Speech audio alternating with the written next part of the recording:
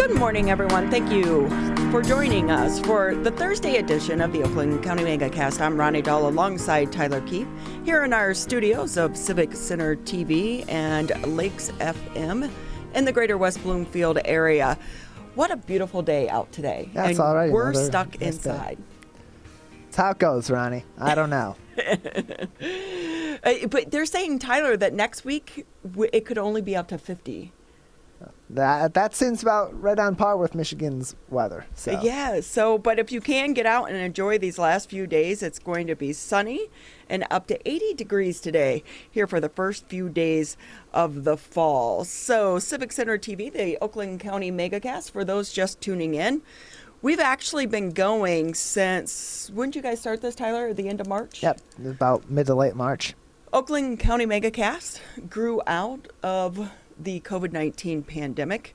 The intent behind the Megacast was to keep all of you informed on all things COVID-19 related as the news and the information continues to change each and every day. 6 months later, we're still at it. I think everyone thought we'd be done by now, but that is not happening. So what is the Oakland County Megacast for those you're not sure? Well, it's pretty much a little bit of everything because you can catch us on civiccentertv.com. You can watch on the Birmingham Area Municipal Access Station, Channel 15 on Comcast, Channel 99 on AT&T for those of you with cable. You can also catch us on the radio, 89.3 Lakes FM, 88.1 FM, The Biff. And the show is also streamed on social media. And today, our Facebook friend of the day is going to be the Greater West Bloomfield Chamber of Commerce. So we say thank you to them for allowing us to stream today's show live on their Facebook page. So thank you to them and to all of their Facebook friends as well. And then, of course, you can always head over to civiccentertv.com. If you didn't catch the entire broadcast, we are live from 10 a.m. to noon, Monday through Friday. But we do post the full Megacast up on civiccentertv.com a little bit later in the afternoon, as well as the interviews. We'll cut those into clips for you. So for those of you that maybe didn't have a chance to tune in, or you just want to listen to one particular interview, that's a good way to do that. And one of the things I like about this show, Tyler, is that we do have the time to be able to speak at length to some of our guests. So it's not going to be your 10-second, your 20-second, your 30-second soundbite. You're getting longer formed, in-depth interviews with so many of the newsmakers and the decision makers here in the state of Michigan. Yeah, it's one of the great things that we're able to do that. Most other broadcast entities are not going to allow a show similar to ours to be able to do because of constraints of their broadcast entities. So we're able to talk to people extensively about the most important topics in their sector of the world, but also about some other things that are either coming down the pike or things that people should be aware of, or giving more details on specifics of those general areas so that people have a greater understanding of it than just the basic ideas. Yeah, I have noticed too, a lot of times after we do our interviews, you will see issues that come out of our interviews that the mainstream media is picking up. So that means we're doing good things over here on the Oakland County Megacast. And as Tyler said, we like to keep you informed. So we update the headlines each and every morning. You can check those out on civiccentertv.com. Unlock Michigan, the group that wants to limit Governor Gretchen Whitmer's emergency powers during the COVID-19 pandemic, says it's collected enough petition signatures to put the proposal before the GOP-controlled legislature. But an opposing group is questioning the validity of those signatures, arguing some petition gatherers had been trained with improper tactics to gain support. Unlock Michigan said it has gathered more than 500,000 signatures to repeal the 1945 law that allows the Michigan governor to declare an emergency and keep the declaration in place without input from state lawmakers. If 340,000 of those signatures are deemed valid by the Michigan Bureau of Elections, the repeal proposal could go before the legislature for approval without Whitmer having a chance to veto it. One of the new issues coming out of this now, Tyler, is they're looking at the Secretary of State's office is saying, well, it could take us up to 120 days to actually be able to validate all those signatures. trying to push it into the, into the new year. And people are saying, no, it shouldn't take you more than 60 days. It's a continued battle. I mean, even after the courts shot down the idea that Governor Whitmer was not within her power within the 1945 law, of course the fight's going to go on because the people that lost that argument still believe that they're correct, and maybe they are, maybe they aren't, and maybe the voters need to decide that. But on the other side, you still are going to have a fight to keep those powers in place. Obviously, Governor Whitmer doesn't want to give those up just yet as the pandemic goes on, and those within her party, such as the Secretary of State and others, are of course going to do what they can to support her within the law. So it takes a lot to verify signatures. They got to do the same thing for absentee votes, and that takes a while, and especially is going to take a while with all the influx of absentee votes in this election. So verifying that all those are real people who signed that petition and those actual people actually signed it, it's a time-intensive task. Whether it takes 60 days, whether it takes 100 days, who really knows? Politics and everything. Speaking of politics, the House has okayed COVID liability laws. Legislation approved by the full House Wednesday would protect businesses from lawsuits stemming from clients or employees who contract COVID-19 in the course of business. Legislation would apply retroactively to January 1st. It would shield businesses from litigation unless the claimant can show the business willfully exposed the employee to COVID-19 unless the employee was, at the time of exposure, working in a healthcare setting. Businesses attempting to operate within COVID-related federal and state laws, executive orders, or public health guidance would be immune from lawsuits. Legislation, though, appears headed for a veto from Governor Gretchen Whitmer. Again, politics in play here. You have so many people on the business side saying, we need these laws so that the businesses can focus on reopening because so many of them are still losing money, and saying it would shield them from bogus lawsuits. But then you have the other side where it's like, well, no, you're protecting businesses, especially nursing homes. I can see both ends of this too. On the one hand, those businesses that are taking this seriously, that are following those guidelines and doing everything that they possibly can to prevent COVID from spreading at their location, you can do everything right and still have an outbreak. It's happened before in other places. It happens in schools where they do everything right and somebody still gets the virus. You can't necessarily control that. You can just control how likely it is that's going to happen at your location, which is, of course, in favor of protecting these businesses through this liability protection. But on the other hand, giving the businesses essentially a free pass from any sort of liability in the situation is what the worry is of the other side on this argument, which is why Governor Whitmer may be vetoing this. That being said, I think the businesses do need some sort of protection there to be able to not only incentivize them to follow those guidelines, but to protect them from people who are going to be opportunists, which is definitely going to happen. It happens in any situation. Considering how divisive politics is right now, I'm really surprised over this next one. Michigan lawmakers signed off on a $62.75 billion state budget deal Wednesday afternoon, avoiding the severe cuts many worried might be necessary at the height of the COVID-19 pandemic, and that's because of boosts from federal funding.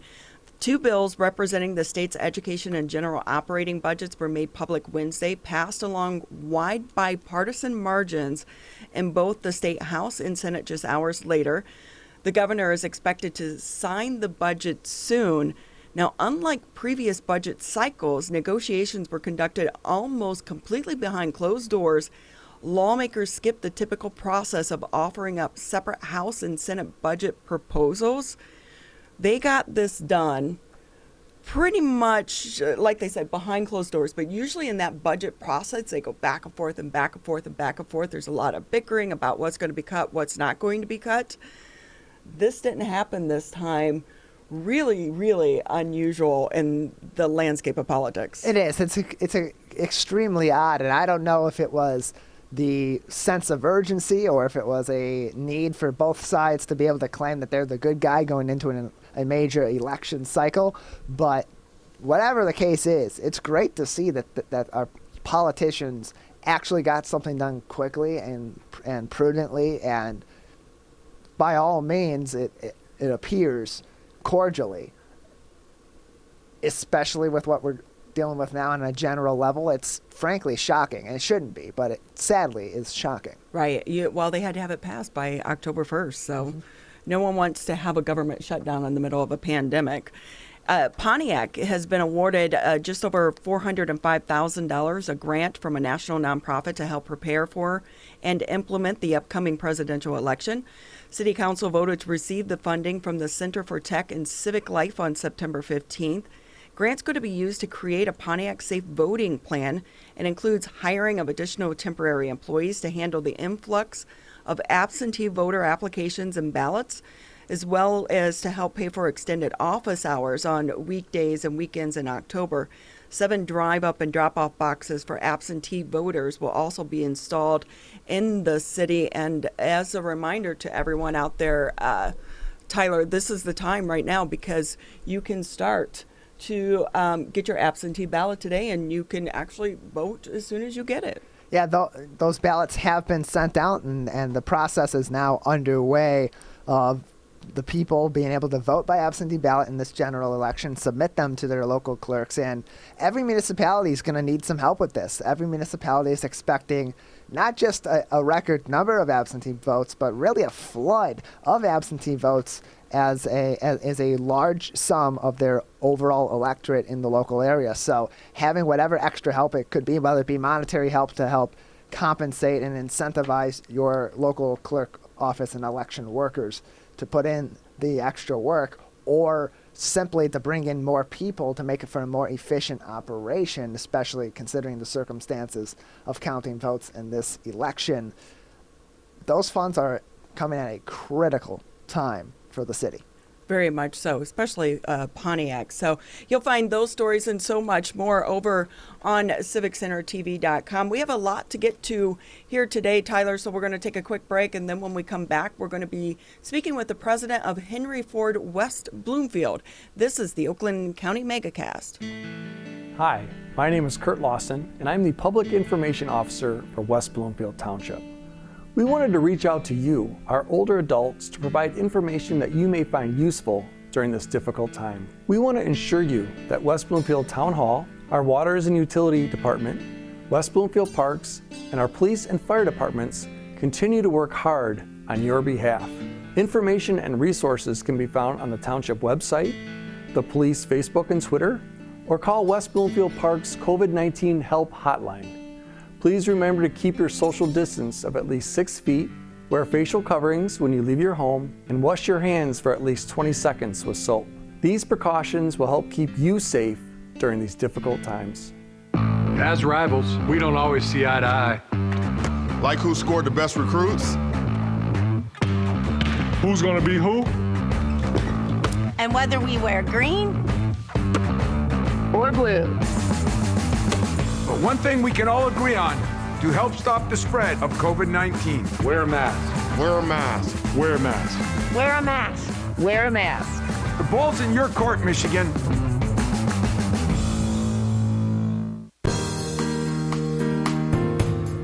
Welcome back to the Oakland County Megacast. Thank you for tuning in. We have a lot to get to today on the show, and we are going to actually be starting off by checking in with the area hospital. Eric Wallis, he's the president of Henry Ford West Bloomfield. Thank you so much for being with us. We know you're always busy over there. How are you this morning? Doing very well. Thanks for having me on this morning. So it's been a few weeks since we've talked with you. What's the latest update over at the hospital? Everything getting somewhat back to normal? Actually, I would say we're establishing what normal is.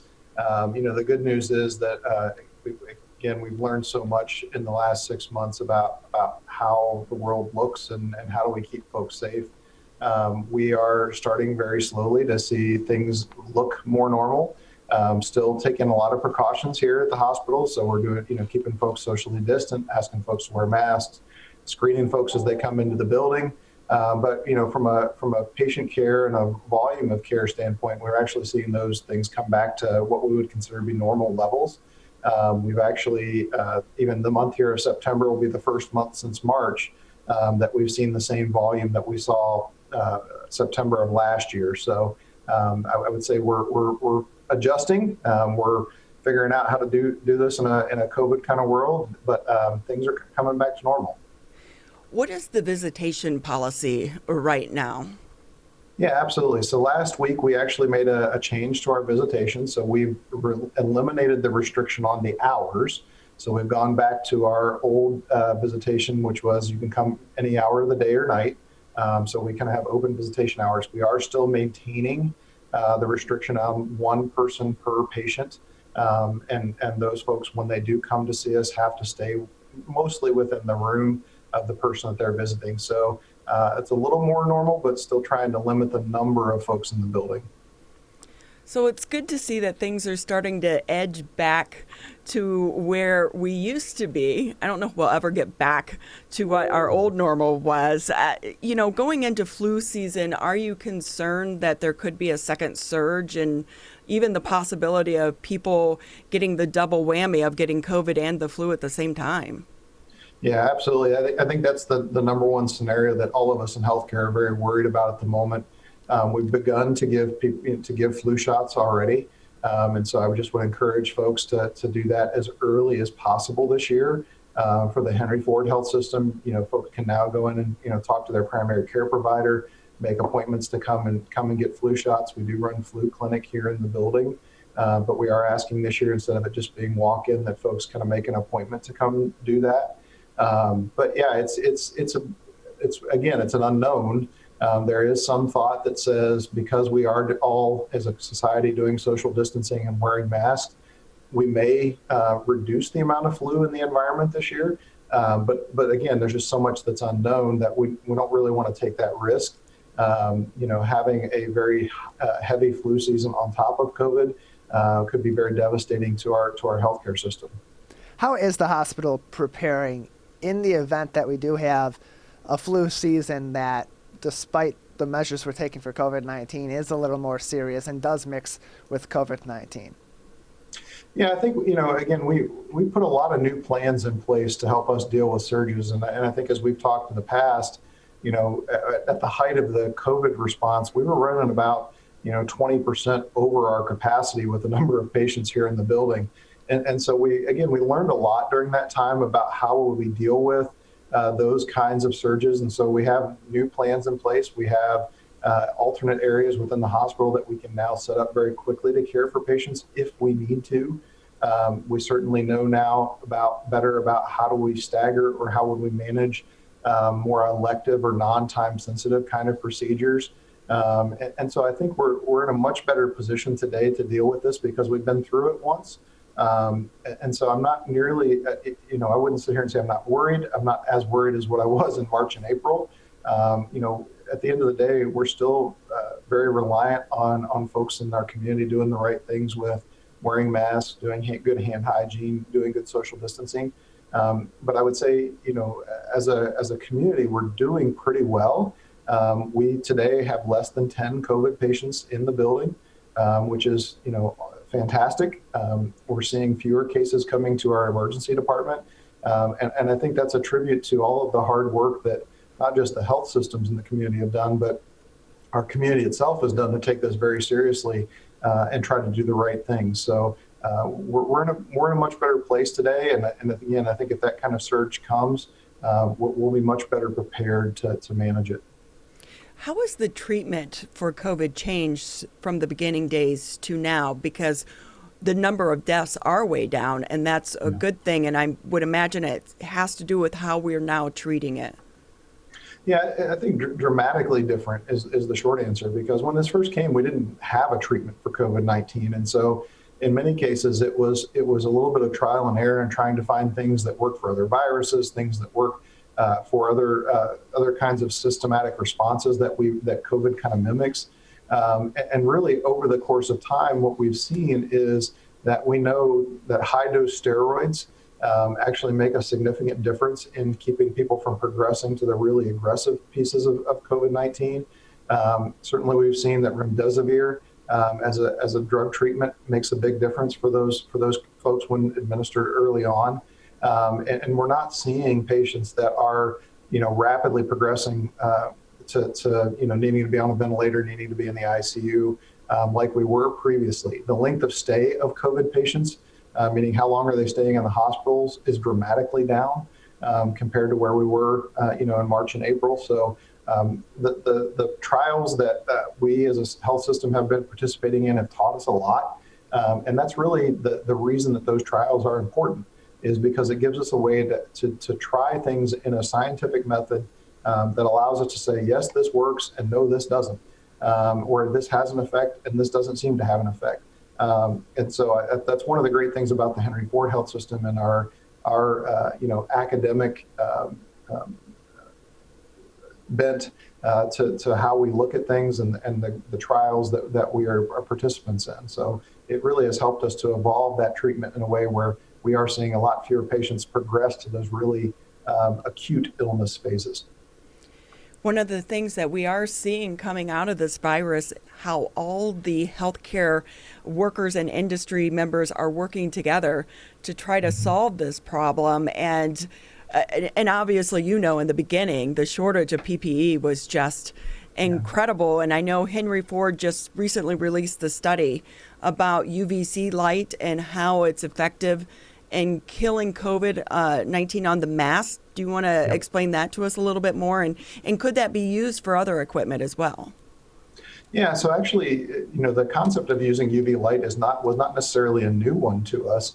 I'll give you the example that even today, when we have patient rooms, when someone is discharged from the hospital, if they've had any kind of infectious disease, we actually have our UV robot that goes in as the last phase of cleaning of all of those rooms. And that's something we've been doing for a number of years. What we saw was when we had that shortage of PPE, there were a lot of folks, not only here, but around the country, that were thinking about how could we reutilize PPE that really was in good shape. It wasn't visibly soiled, but certainly needed to be cleaned or sterilized. And so there was some work that was done, and I would say not only here in Southeast Michigan, but partnerships that we had across the country that were looking at how do we use UV light, how do we use actually a couple of other things as well to reprocess those masks and to put them back into use in a very safe fashion. I will say that it was something that we did a little bit of. We didn't do a tremendous amount of it here at Henry Ford West Bloomfield. I feel very fortunate that our health system has an amazing group of supply chain leaders that were sourcing the entire globe to make sure that we had the resources that we needed. And I would still say that the thing that I am most proud of throughout this entire COVID response is that for this hospital, we never once ran out of the equipment that our team members needed. That's great. Eric Wallis with us on the Oakland County Megacast. He's the president of Henry Ford West Bloomfield. And in talking about the supply chain, you didn't have as big of an issue as we had throughout the rest of the country. But coming out of this, and if we go into a second surge or there's another pandemic with a different virus, do you think we're going to start seeing a shift in how the PPE is made and bringing some of those manufacturing jobs of that critical supply back here to the United States? Oh, absolutely. And I think the Henry Ford healthcare system, and along with a few other healthcare systems, have already made investments this year to come together as an organization to actually bring some of that manufacturing back here to Southeast Michigan. We were also very fortunate to have a great partnership with Ford to make sure that, as they were producing some PPE, that we were recipients of that. But I think there's no doubt that one of the key things that we've learned throughout this is that, over the last 10 to 15 years, most organizations have moved toward a just-in-time supply chain, and that doesn't work real well in a pandemic kind of environment. So even today, we now have a warehouse that Ford has allowed us to use or donated to us in Dearborn that has 100 days worth of all of the PPE that our healthcare system would need sitting there in case that this becomes an issue again. And again, our health system is now partnering and invested in some organizations that are actually committed to manufacturing PPE here in the United States. So the logistics of trying to balance what may be needed versus what you have on hand, is there a shelf life for some of these items?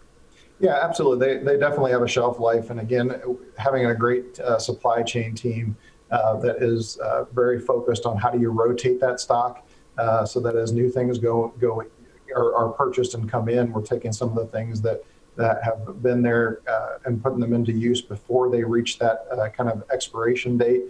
So we are uber focused on that. That's not really a new thing for us. It's just the volume's a little higher now, and we've got great tracking systems in place and electronic means to make sure that we're not having those supplies go to waste.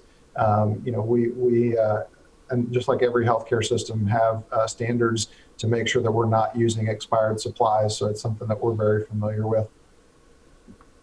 Eric Wallis joining us. He's the president of Henry Ford West Bloomfield Hospital with us today on the Oakland County Megacast all throughout the local area. Eric, Henry Ford West Bloomfield Hospital in the West Bloomfield community and the surrounding areas is somewhere that people also go a lot for other services beyond medical services in the hospital. It's a place where there's a lot of educational opportunities and recreational opportunities.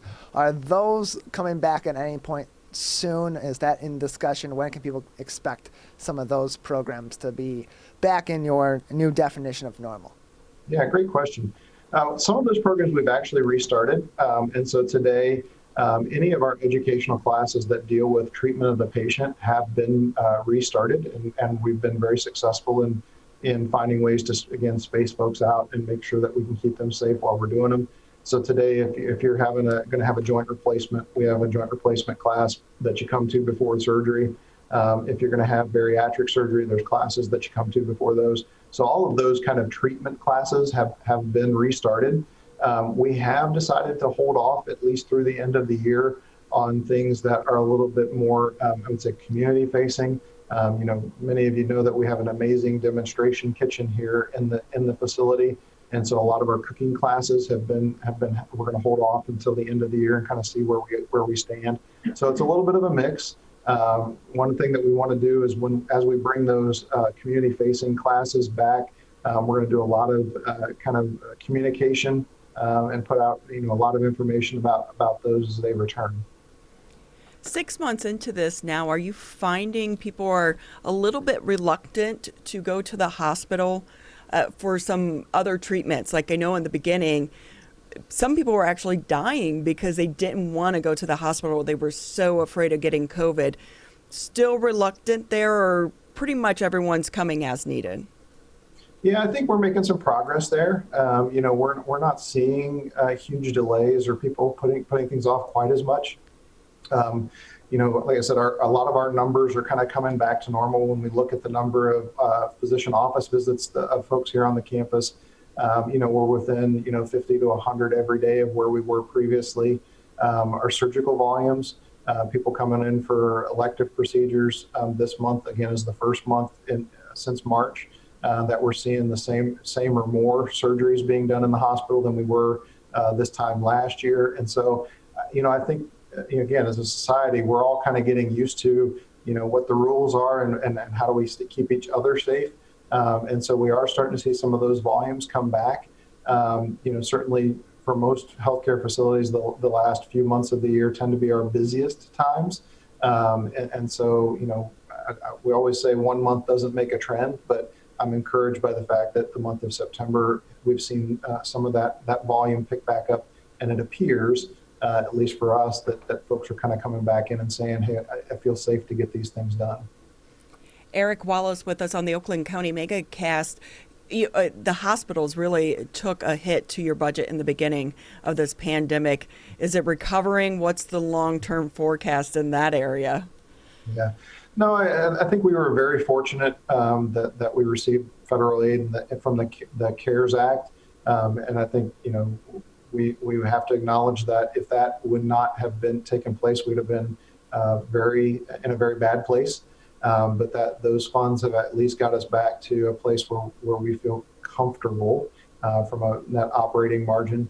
The challenge really becomes that even with that funding, we are have significantly less revenue this year than what we had planned.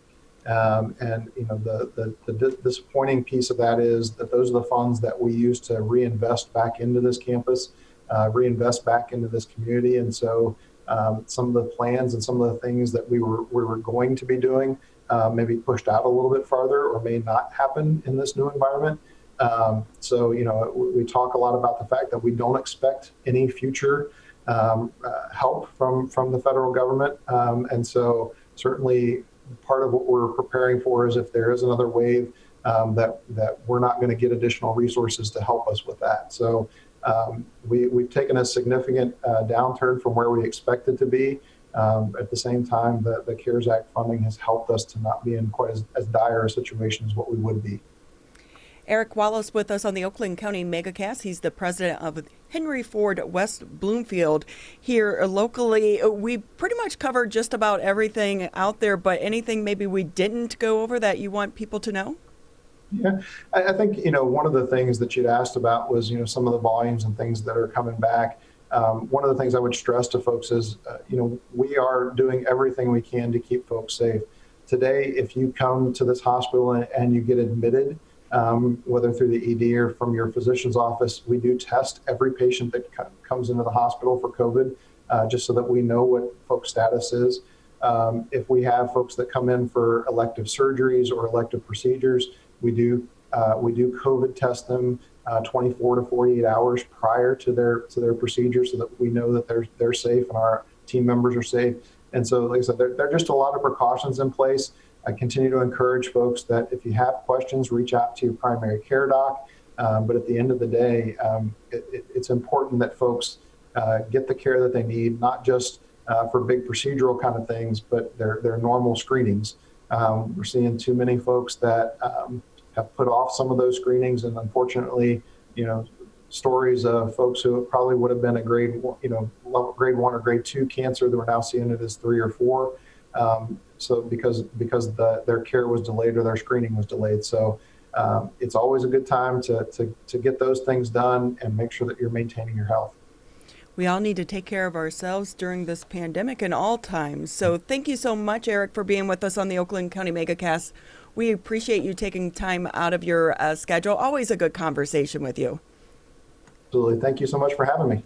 Stay safe, stay healthy over there at Henry Ford. We're going to take a quick break here on the Oakland County Megacast. And when we come back, we're going to check in with a local lawyer. So many things to talk about in this arena as well. Tyler, this is the Oakland County Megacast. Michigan, we still need to stay careful because we don't want to go backwards, back to where we started. So keep standing 6 feet apart. Keep wearing a mask in public.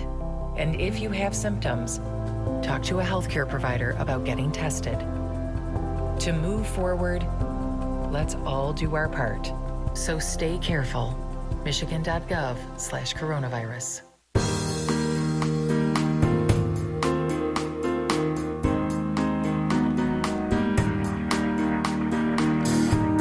Thank you for tuning into the Oakland County Megacast. I'm Ronnie Dahl alongside Tyler Keefe here in the studios of Civic Center TV and 89.3 Lakes FM.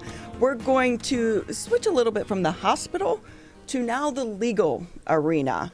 Our next guest on the Oakland County Megacast, Sabrina Cronin. She is the principal founder of the Cronin Law Firm, joining us on the Megacast. Thank you for being with us this morning.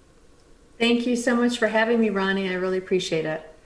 Boy, we just did the headline about the effort in Lansing to try to get some of the laws changed, the liability laws surrounding the businesses and COVID-19 and their responsibility and lawsuits. What's your 2 cents on some of those arenas and having those laws and those protections for some of the businesses, good or bad? Well, it can be good for the business owner.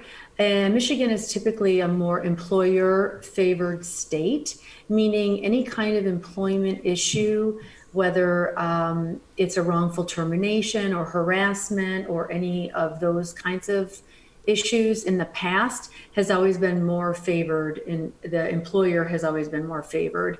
So it's no surprise that this legislation is trying to be, moved forward, protecting the employer from liability if perhaps an employee contracts COVID, or somehow a client coming through the doors does as well. But the issue, though, is a little bit broader scope, and that's going back to the science behind COVID and the transmissibility of it. And we've heard from day one of this pandemic to now, the CDC changing its course so many different times, as well as, the thought of how, this can be, transmitted versus now, in the beginning it was, it can stay on the countertops for 20 minutes or longer. Now it's hardly, transmissible that way, but we're all required to wear masks. So I understand that if an employer is not maintaining the, adequate protocols in place for not only its customers coming in, but the employees themselves, that there could be some liability there. But again, to prove that that employee was, caught COVID while working there may be very difficult, because it is easily transmissible, through so many different arenas. And so anyone can file a lawsuit for anything. It's whether or not it will stick. That's the question. So with that being the case, Sabrina Cronin from the Cronin Law Firm, what should companies be doing in order to put themselves in the best position, other than of course following the guidelines that are in place in the state of Michigan and in their local county? What should companies be doing to best prepare themselves for a situation like this, so that they are able to say, well, no, we took all the precautions that are in place, we were extremely safe, and it was likely not us that was the cause of this? Well, it's, as long as they are following all the proper procedures, protocols, laws that are currently in the state of Michigan mandating, that certain things be done, like masks, etc., social distancing. They could go one step further and have everyone sign releases, and releases are upheld. It's just under what conditions those releases are, whether they're forced to be signed, or if it's done under duress or other, issues. There's things that can always come up relative to forcing someone to do something. If it's, in exchange for working there, there's so many different fact patterns that can come up when it comes to releases. But that being said, they are upheld, and, contracts to work at certain places are upheld. Sometimes certain clauses or provisions are deemed voidable or void by a trier of fact, which usually is a judge or a jury.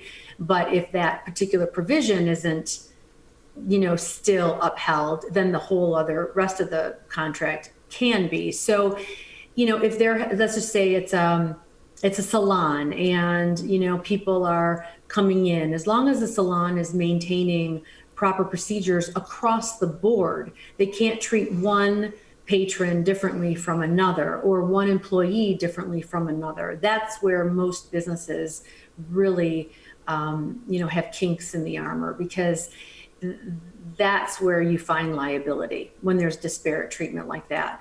But so long as you're upholding all the standards, and even going over and above, like temperature reading, signing waivers, making sure, they weren't exposed to anyone with fevers or, COVID-like symptoms, and they sign that they're, going into the, business with all of those necessary precautions in place, then I think the employer or the business is a little bit safe. Yeah, I know when we come into the studio each and every day, we have to take our temperature and then do the health screening, and you sign it, you sign off. And I would guess that's happening at so many businesses, and in a way, it's there to protect the business, right? It's there to protect the business and also to protect the patron. Because a lot of patrons I know don't even want to go somewhere if they see someone not wearing a mask, or wearing a mask only on their mouth and not over their nose. I've seen some pretty hostile patrons or, customers at different locations when someone is not wearing a mask or not wearing it appropriately. It's interesting. You see the different dynamics among people. It's almost like road rage, but with mask rage. It's kind of crazy to me, but people are very sensitive to this issue for sure. We are seeing it all during this pandemic. Yeah. I'm wondering, we've been able to speak to a couple judges as well as defense attorneys. What has this been like for you and members of your team to go through the pandemic? How are you practicing right now? Because I would imagine a lot of the courts are still closed. They are, and 95% of everything is via Zoom or teleconference. There are some depositions being held in person, mediations.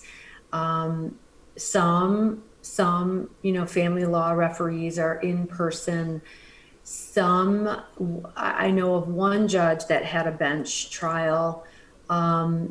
It's very, very few and far between. And since the beginning of the stay-home order, which was, early March, to now, the courts have really been taking more and more matters on a regular basis. The backlog isn't there as much. It's still there when it comes to jury trials for criminals or jury trials for civil matters.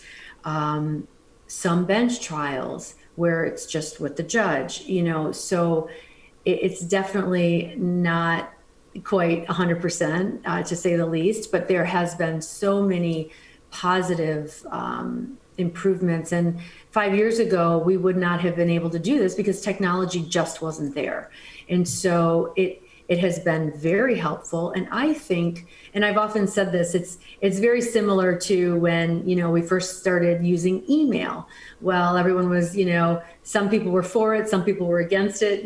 People still wanted the old-fashioned US mail. Well, now we see where that has, progressed. And I believe teleconferencing and webinars and Zoom calls and Zoom conferences across the globe will forever change the dynamic and the landscape of how business is done. Sabrina Cronin with us. She is the principal founder of the Cronin Law Firm, joining us today on the Oakland County Megacast. So, Christina, going back to COVID-19 and the workplace, obviously that companies have requirements for what they need to do in order to operate their business, operate it safely, follow the guidelines that are in place. And a lot of them are bringing employees back, and there's still some maybe reluctance there for some employees to come back to the office, or there are things that are going on that maybe they're not entirely comfortable with. Are there ways that that employees can address those issues with their company or with somebody else if they're running into situations where they believe those guidelines are not being properly followed? What is the right way to go about that for those employees? Well, absolutely. They need to speak with their immediate supervisor. It's like anything else with the employer-employee human resources issues. They have to make their issue known. They have to report it. They have to go to their immediate supervisor. It needs to be documented. And the employer has to be allowed opportunity to mitigate or remedy that issue, mitigate the circumstances, remedy the issue. And in order for there to be any kind of liability, usually it has to be pervasive, meaning over time. It can't just be a one-time occurrence of maybe someone not wearing a mask appropriately. But if that employer is continually not following the law, then there could be some liability there. It just depends on how much. Damages are relative, and that's how we base whether or not we can pursue a particular action, because it's a two-pronged approach. There has to be negligence or liability, and then there also has to be damages. And in Michigan, we base those damages on the amount of so-called money or economic damages that are lost. We also have what we call a non-economic or pain and suffering type damage. So all of that has to be measured in terms of whether to bring a lawsuit or not. It's like a cost benefit analysis. And I know the landscape is very different for so many employees as well, because children are still home, virtually learning at school. And so parents are home, kids can't just be home alone if they're too young to be home. And a lot of younger students still need that assistance from their parents. So it's very difficult for working parents to be at work 100% of the time. And as a business owner myself, I have the ability, and luckily we have the luxury of working from home, and the stay-home orders still say if you can work at home, then you should. If you don't have to be at work, to perform your job or your duties, then you really shouldn't be. So, we are still remote half the time, allowing that leeway and the flexibility for those parents that do have those children at home. So I encourage business owners, if you can maintain business and everything is okay, then you should try to accommodate as much as possible. On the flip side of this, I wonder about the businesses, especially those in like maybe an Uber or a Lyft or a restaurant, where these workers maybe are not feeling well, don't want to say anything because they know if they have to go out for 14 days, they're not going to get paid. So let's say if I'm an employee and I don't disclose that information, could the business hold the employee liable? In terms of what, if the business is sued? Yes. And then they discover later that the employee was sick and didn't disclose? Yes, hypothetically speaking, yes, the business could then, bring in that employee. But usually in those instances, a plaintiff who was, let's just say a patron came in and got sick and then sued the restaurant. Sometimes a plaintiff's attorney would name the employees that were serving them if they were able to do their research and were able to get the names of those employees. And those employees would then be covered by the restaurant's insurance. But then if they didn't, and then the employer discovered that, oh, really, it was the employee who was not being honest or not disclosing his or her illness, then yes, presumptively they could sue the employee, but typically employees don't really have deep pockets and their insurance might not cover. And, at the end of the day, it's all about the mighty dollar and who has the deepest pockets. So, I presume anything is possible. It just depends on what's really going to be viable. There's so many ins and outs and different angles to this entire world that we are living in right now. And you had mentioned that you do think Zoom and video conferencing is going to be a part of our future. Have you had any experiencing with, we're hearing the word now, Zoom bombing. So can that be happening in the courts? We know it's happening in schools and with some churches and things of that nature. But your industry is so different and you deal with so much sensitive information. Is there been a problem in your area at all?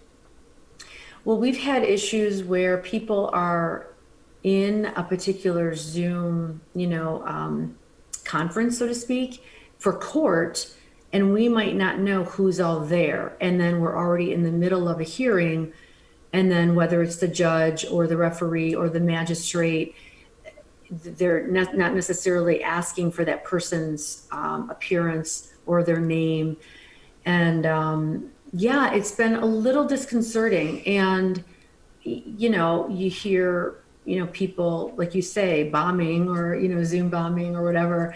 It's, technology is not fail-proof. And we've seen that, so...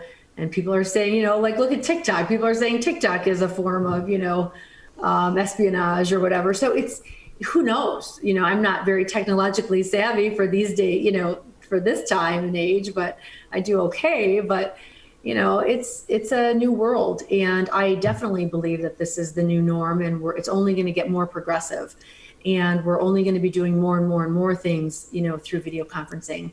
While I still appreciate the in-person contact, and for certain court hearings like a jury trial or a cross-examination of a witness, I do believe that there is way more effectiveness in person. And you can't see someone's hand motions as much. You don't know if they're relying on their phone for an answer, or if they're getting cheat sheets from a friend, like phone a friend. You don't know these things, and in real court settings, they can't use a phone when they're testifying. During a deposition, you can't rely on someone for the answers. So it's very it's wrought with so many opportunities for errors and not keeping a clean record. And during a lot of these Zoom conferences, when people talk over one another, you can't hear. I've had several transcripts or video recordings come back from my Zoom trials or hearings, and they're wrong, or they don't pick up on the nuances of the words that I know in fact were said. So we have some work to do here, for sure. Sabrina Cronin with us. She is the principal founder of the Cronin Law Firm, with us on the Oakland County Megacast. Sabrina, just another few minutes with you before we'll let you go today. Is there anything else that you believe is important for our audience to know, or any other topics that that would be interesting for us to talk about that we haven't yet discussed today? Well, I think that, people just need to remember that this too shall pass, that this is a new norm, that people have to just, don't let fear be your guide. I know the media is so, they sell their, time, their airspace to because of fear, or what the how they instill everything in people. I just want people to remember to keep calm heads, just do the smart thing, do the right thing, be kind to one another. And this too shall pass. Just, be mindful that we're all in this together. We are definitely all in this together. We have discovered that, right? Sabrina, before we let you go, do you want to share with our audience what specialty your law firm focuses on and how people can reach you if they do need a lawyer right now? I really appreciate your asking me that, Ronnie. Thank you so much. I have a very full service law firm, and I personally specialize in family law and business. But we do a lot of other matters such as litigation, personal injury, obviously the employment issues, and we do some estate planning as well. And I personally am very passionate about how people get along, the impacting positive relationships, especially with respect to co-parenting. And I am the founder also of a business, and we're just starting a new workshop series, Co-Parenting in a Minefield, and that's starting September 29th. It's a 4-week workshop that I am offering on learning how to diffuse explosive behavior. And I think it's very apropos to today's issues that we have out there, that, people just have to be more mindful. And it's very important to me that people learn how to get along, especially when young people are in the middle of it and they're so affected by how people treat one another. So please join me and call my firm and sign up for the workshops. So again, that is such a great topic for a workshop, because there are so many raw emotions surrounding families, like when they're co-parenting and divorce and things of that nature. Tell us again, how can they sign up, and is there a cost, and is it going to be daytime, nighttime, virtual? Give us a few more details. Yes, there is a cost, and it is virtual. It's in the evenings, starting on Tuesday, every Tuesday evening. And if they want to sign up for it, they can call me at the office, 248-258-3500, and ask for Sabrina Cronin or Adrienne Grant. She is my assistant helping me with these workshops. And they're, depending on the size, I would like to speak with people individually, because I need to assess how coachable they are, because it's not really legal related. It's more from a practical standpoint. from all the years of my practicing family law and the craziness that I've seen, and just me personally from my own personal perspective and my own personal experiences, I'm really trying to empower everybody. And I have a process by which I, determine whether they're ready to join these workshops. But I encourage anyone and everyone to call me, because I can save you thousands and thousands of dollars in the courtroom, as well as just unnecessary tension with your, co-parent or ex, or the, other parent of your children. And really, I see the negative effects on the children. I see how kids these days are just depressed and despondent and anxious and dealing with so much that they don't need, the tension between their parents to add to their plate. It's a very, very negative repercussion that they don't have to suffer. Well, it's great that you've recognized that and that you are reaching out to try to help so many families. We appreciate you taking time to be with us this morning. Sabrina Cronin, she's the principal founder of the Cronin Law Firm. Check out her website, get a little bit more information. If you are a parent, co-parenting, going through a difficult time, try to see if you can get in on your workshops. Thank you for being with us. We do appreciate your time. Thank you so much for having me. I really appreciate it. Have a great day. You too. We're going to take a quick break here on the Oakland County Megacast. We have a lot coming up for you on the next hour of the Megacast. We'll be speaking with the executive director of the Lakes Area Community Coalition to see how things are going with them. And then a little bit later, Dawn Treader Bookshop. They are really having a hard time, Tyler, trying to make it through the COVID-19 pandemic. And then we will be rounding out the show speaking with the Vice President of Government Affairs for the Michigan Restaurant and Lodging Association. So a lot still ahead on the Oakland County Megacast. Hi, I'm Dr. Faust, the Medical Director for the Oakland County Health Division. The most important thing you can do to prevent the spread of illness is to wash your hands thoroughly and often. Follow these 6 easy steps every time you wash your hands. Step 1, turn on the sink and wet your hands with warm water. Step 2, apply soap to your hands and lather between your fingers, under your nails, and the front and back of your hands and wrists. Step 3, wash your hands by scrubbing them together for at least 20 seconds. Step 4, rinse your hands with warm, clean water. And step 5, dry your hands with a clean cloth towel, a paper towel, or hot air blow dryer. If you're using a cloth towel, make sure to change it often. For handheld faucets, turn off the water using a paper towel instead of your bare hand. Step 6, if you're using a paper towel, throw it away. Practice healthy habits like washing your hands after coughing or sneezing into them to keep you and others healthy. Go to oakgov.com/health or call Nurse on Call at 1-800-848-5533 to learn more.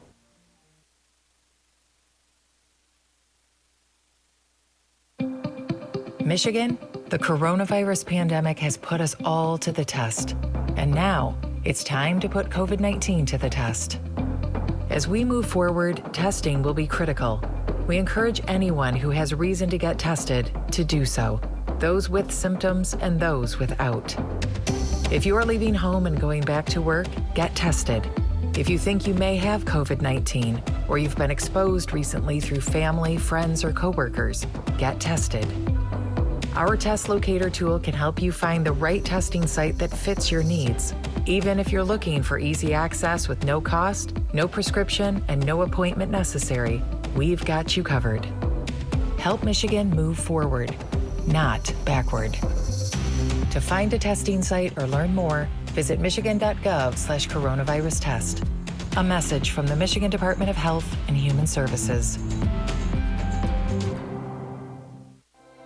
Michigan, we still need to stay careful because we don't want to go backwards, back to where we started.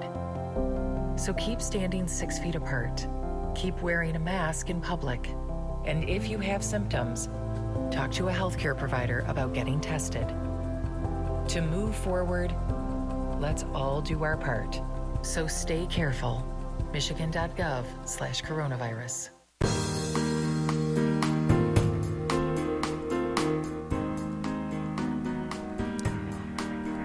Thank you for checking out the Oakland County Megacast here on civiccentertv.com, Birmingham Area Municipal Access 89.3 Lakes FM WBLD in Orchard Lake and 88.1 WBFH here in Bloomfield Hills. And of course, we want to also give a big shout out to the Greater West Bloomfield Chamber of Commerce for allowing us to stream today's episode of the Oakland County Megacast on their Facebook page.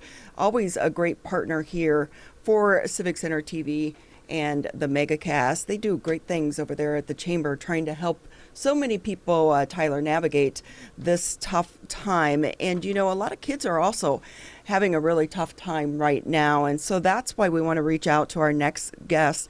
Joan Baert is the Executive Director of the Lakes Area Community Coalition. Thank you for being with us. And Joan, for those that aren't familiar with the Lakes Area Community Coalition, can you give us a little bit of background on your organization? Sure, absolutely. We are a substance use prevention organization.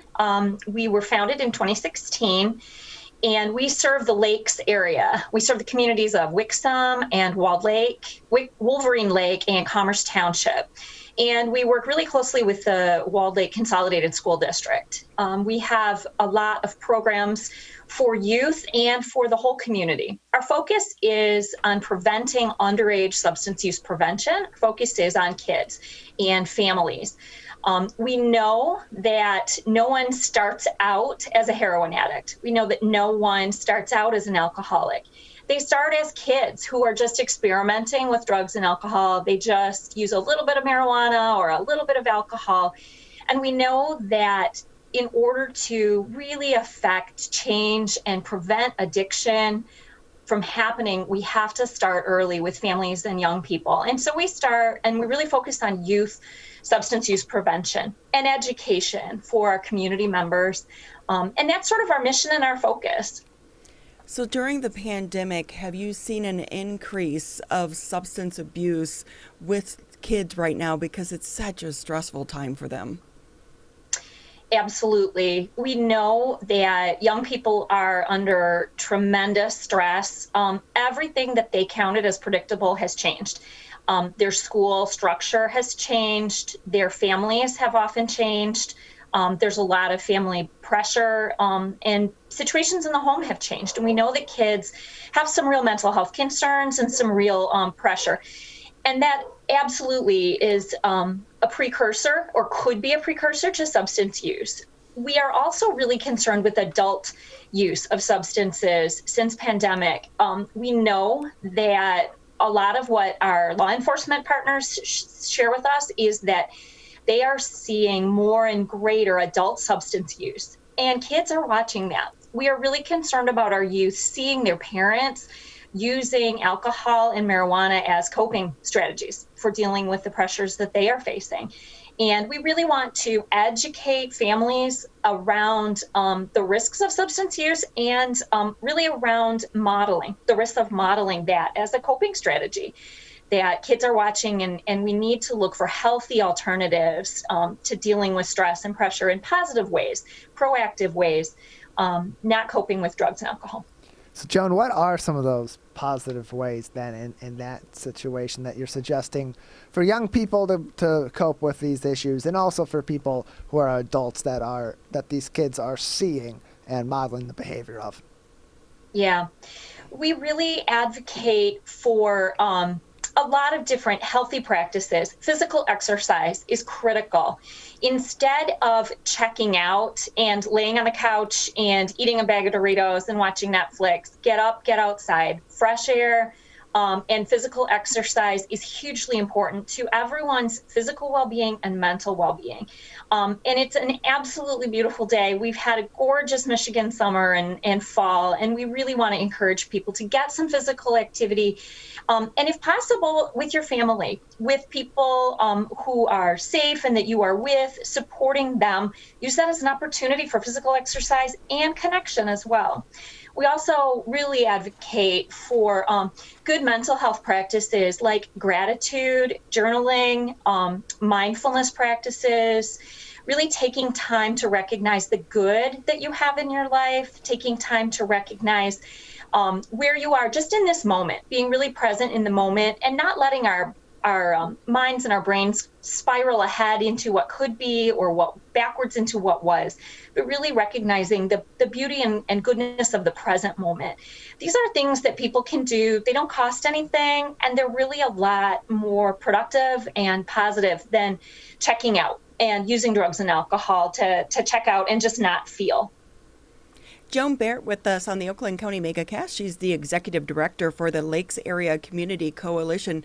Joan, if I'm a parent and I have concerns about my child, what are some of the signs I should be looking for to know that they are maybe just a little depressed going through this new normal per se, and when they need to get professional help? Yeah. Absolutely. I think parents are very concerned about their kids and aware. And I do want to say I'm not a mental health professional. I'm a substance use prevention professional. So I certainly don't want to give any mental health advice, but I am a parent of 4 kids, 4 teenagers. Actually, my oldest is 20 now, so I guess he's not a teenager. But I have 2 in high school and 2 in college. And as I look at them, just as a parent, I'm watching for their connection with me and with our family. Are they hiding in their room? Are they disconnected? Has their behavior changed? I'm looking for opportunities to talk to them about deeper things. How do you feel about this? Or tell me what your friends are saying about this. I'm looking for things in my own children in terms of, are they still connecting with friends in safe and appropriate ways? Are they able to get that social support from people other than our family that can help them? And we know that that's critical to adolescent development, is peer support. Our website at lakesareacc.org has a whole page of parent resources, and I would encourage your listeners to go there and check out some of the resources that we have for both the stress dealing with the pandemic, and they're sort of under a heading of COVID-19 resources. But also we have a lot of resources in terms of substance use, 4 different substances. I also would recommend that your listeners check out we have other coalitions all across Oakland County. West Bloomfield Coalition, Birmingham Bloomfield Coalition, there's a coalition up in Huron Valley, Novi. Each of us are community-driven organizations who really respond to the needs of your community. And if your listeners are in any of those communities, or really any community in Oakland County, if they just search up a coalition near them, they will find a website and resources connected with their community that will give them some resources that they can use and talking points that they may want to have with their children. I would also encourage parents to reach out to their school counselors and social workers and administrators and teachers. Schools are working so hard right now to really stay tuned in to kids' mental health and kids' well-being and families' well-being. And I can promise you that if a parent reaches out to a social worker, psychologist, or counselor in their child's school, they will have some really helpful resources for them as well. But is it harder right now for the counselors and teachers to be able to maybe recognize some of these warning signs, because so many of the kids are learning remotely right now, and it's hard, they don't get to know them as well as if they were in their classroom? Definitely. And there is for sure a gap there. Teachers are aware of that. We work really closely with, as I said, Walled Lake Consolidated School District, and I was a teacher formerly, and I know from my experience that the teachers are desperate to connect with kids and really want to help and support. So I know that if they're not in person full-time or full-time face-to-face, the teachers are still seeking to really understand kids and really see where they are. I also do know that many schools have asked their school resource officers to do welfare checks on kids, just to physically check in with kids that maybe the teachers haven't seen in a while, that aren't showing up to class, make sure that they are okay. It's an amazing network of support around our kids right now. even if it is remote and even if it feels disconnected sometimes, I would just encourage families to reach out to their schools if there are concerns in any way, because if they're not seeing it, they want to know about it. Joan Baert with us. She is the Executive Director of the Lakes Area Community Coalition, joining us today on the Oakland County Megacast. Got an exciting event coming up pretty soon. It's the Pedal for Prevention event on the Michigan Airline Trail. Could you tell us a little bit about this event and why it's being held? Absolutely. We are so excited. It is this weekend. And this event is an opportunity for any members of our community to get outside, enjoy the beautiful new Michigan Airline Trail, do something physically active in your community with your family or friends in a really safe manner. We can be socially distant. We can still enjoy our community. We can still be with others outside in a safe and active way.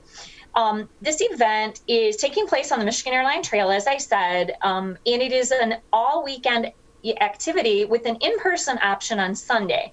So what we decided to do with this event, we've never done it. It's a brand new event. It's our big fundraiser and sort of premier community event this year. And we have two options for people to participate. You can participate on your own, and you can register at our website at lakesareacc.org/events. On the events page, you'll see all the information. And you can participate on your own. You register as an on your own participant, and then we will get you a t-shirt. You can either pick it up on Friday night, or we will deliver it. If you register today, we'll get it delivered. And then anytime you'd like to ride the Michigan Airline Trail with your friends or family this weekend, you are entered in raffles. Every registered participant is entered in a raffle. And we have some really great some cash prizes. A lot of local businesses have donated gift cards, and so that's sort of an incentive. And really, it's just a way for the community to support our organization, bring awareness to substance use prevention. And so that's a really wide open opportunity for you to do by yourself, with your family, in a way that feels safe or healthy or fits with your schedule. Our in-person option is on Sunday, and we're really hoping we see a lot of community members out with us on Sunday from 11 to 3. Our organization is going to be starting downtown Wixom at Sibley Square Park, and we have staggered start times, so there will never be a big group. We'll never have more than 100 folks at a time, and we will space everyone out. And so you can get your family or team together, check in with us in Sibley Square Park, and then start the trail right there in Wixom. And we ride it out to the Haggerty Road interchange. We aren't going to cross Haggerty Road. We're going to be right there, and then you can turn around and ride back. That is about a 10-mile ride. And everyone who, again, rides with us is registered to win our prizes. And then we have a few sort of grand prizes. For people who complete the whole 10-mile circuit, they will be entered to win. We have two $100 cash prizes for people who will be drawn. And we also have the use of a car from LaFontaine Subaru for the weekend. So that's sort of a grand prize. And thanks to LaFontaine for donating that. So we hope that people will use this as a great opportunity to do something fun in the community with their family, and to support a positive organization, and to ride the whole Michigan Airline Trail if you haven't done it yet. It's a beautiful, beautiful part of our community. And what's so nice is you can actually be outdoors to take part in this, because so many of these fundraising events have gone virtual. So you can be around people because you are outdoors as well. So it sounds like a fun event. And Sabrina, so many times we think about, when we're concerned about a loved one, we're thinking about parents and kids. But what if I have a friend that I think is going down a rabbit hole and may need help? Is there a hotline that they can call to help support their friend? Like maybe if they're afraid to go to their parents? Absolutely. And there are lots of mental health and substance use resources, again, as I said, on our website, lakesareacc.org, on the resources page. There's so many. There's Oakland County resources. There's state level resources. We really like as I said, we're a prevention organization, so our focus is really on education and proactive. But as you notice, friends who are, if you're a young person who's concerned about a friend, I would check out some of those hotlines and resources and check with some of our mental health professionals. We love Maple Grove Center for Recovery in West Bloomfield. They are a great partner. And we work with lots of different recovery organizations to find out how do we support their work? How do we get folks into treatment and help when they need it? We have lots of resources on our website also about education for prevention, but also support for family members. Al-Anon and Smart Recovery have support groups for those who love people struggling with addiction. We also do in our community, for those whose families are struggling, or those who know just people and people just in our community who are struggling with a narcotic addiction, we know that having lots of accessibility to Narcan, a drug that will reverse an overdose, is critical to just having a safe community and preventing those opioid deaths. And we do work to educate folks about using Narcan. We just had a Narcan training this week. And we have lots of resources to get Narcan and narcotic overdose prevention into the hands of just community members. So hopefully we can be a source of support and education for people in our community, no matter where they are in their life, no matter what issues they're encountering with their friends and family. Yeah, I think we have to take the stigma away from people being afraid to ask for help. That's why so many people and organizations such as yourself, that's what you do and you're available to them. Just curious to know, now that marijuana is legal in the state of Michigan, are you seeing a change in substance abuse issues with kids related to that at all? What we've seen is a dramatic decrease in young people's perception of the risk of using marijuana. They see it as legal and safe and completely fine. And what I've heard kids say to me is, it can't be dangerous because adults legalized it. It's no big deal. And that's a really dangerous mindset. In young people, that has really changed. In the last couple of years, we've really seen that decrease in perception of risk, we know is an indicator of a precursor to substance use. When kids think that it's not dangerous, they'll try it. We know that marijuana is legal for adults. We know that alcohol is legal for adults. It does not mean that it is safe or legal for use in kids. And we do know that the younger people start using marijuana and alcohol, the more likely they are to develop a substance use disorder, an addiction. The more likely they are to try another drug as well. So that's really and truly why our focus is on youth substance use prevention. We want them to delay use of any substances until they are an adult and it is legal. And we want them to recognize and learn about all of the risks, especially around alcohol and marijuana, which are commonly used and commonly accessed from the adults in their lives. So a lot of education needs to be done still in our community about the risk of marijuana. Thank you so much for being with us. Joan Baert with us, the Executive Director for the Lakes Area Community Coalition. Pedal for Prevention. This weekend, if you want to find out more, take part to help support this great organization helping so many people in our community. Head over to their website to find out more details. Thank you for taking time. And it looks like the weather is going to be great for you guys this weekend. So good luck with your event. Thank you so much. We think it's going to be great, and we hope that we see lots of your listeners on the trail with us. Thanks. We're going to take a quick break here on the Oakland County Megacast. I'm Ronnie Dahl alongside Tyler Keefe, and this is CivicCenterTV.com and 89.3 Lakes FM, 88.1 FM, The Biff. Michigan, we're calling on you to save lives. Don't ignore it. Don't let it go to voicemail. It's urgent. In fact, it's critical. Because if you've been in close contact with someone who tests positive for COVID-19, you may have been exposed to the virus. And you could get a call from My COVID Help or your local health department. So please answer the call to learn how to protect yourself, your family, and friends. We're calling on you to stop the spread of COVID-19. to make it safe to reopen businesses and help Michigan move forward.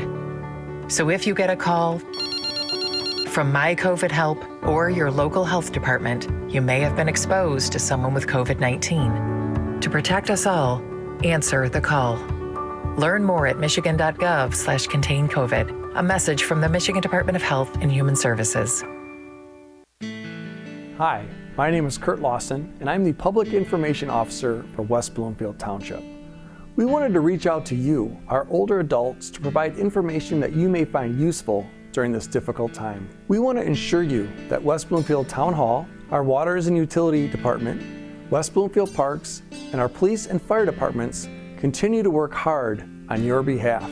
Information and resources can be found on the Township website, the police Facebook and Twitter, or call West Bloomfield Park's COVID-19 Help Hotline. Please remember to keep your social distance of at least 6 feet, wear facial coverings when you leave your home, and wash your hands for at least 20 seconds with soap. These precautions will help keep you safe during these difficult times.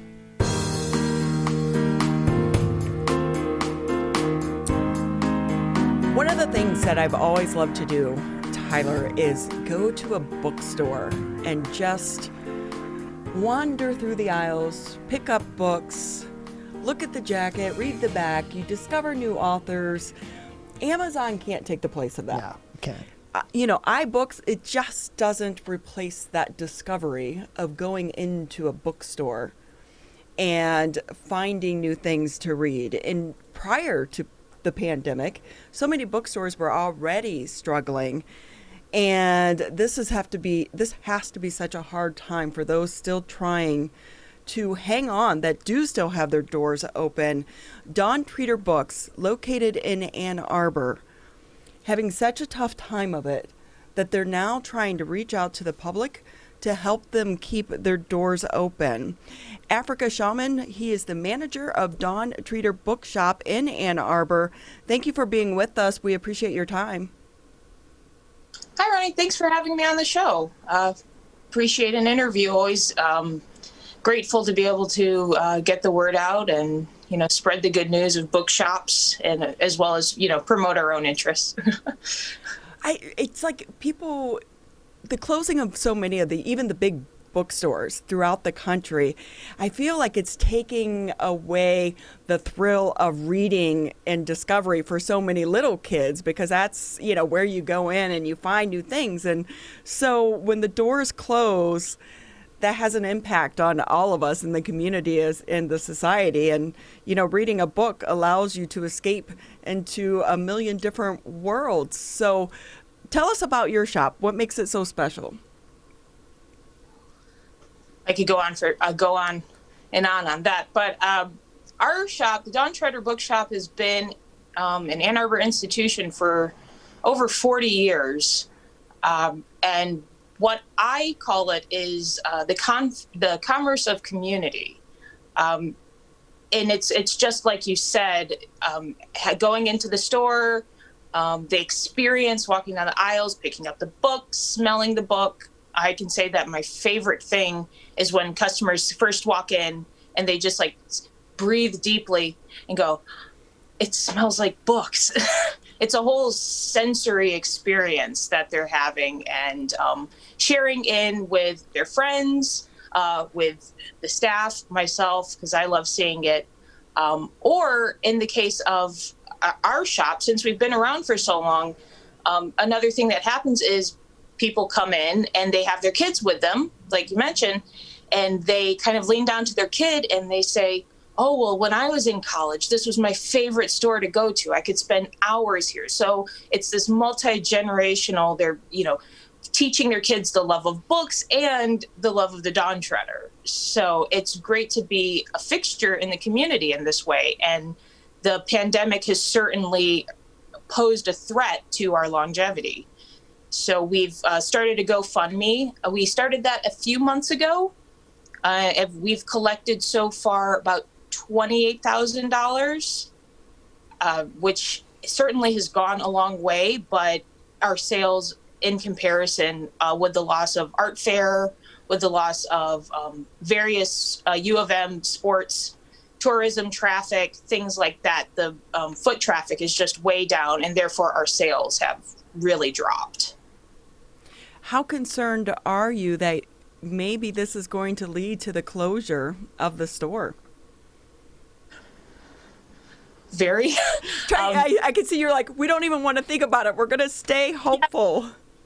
Yeah, the only way that I push back against the darkness is to go into the store, see there are people there, and just go, okay, we're here today. I'm taking it one day at a time.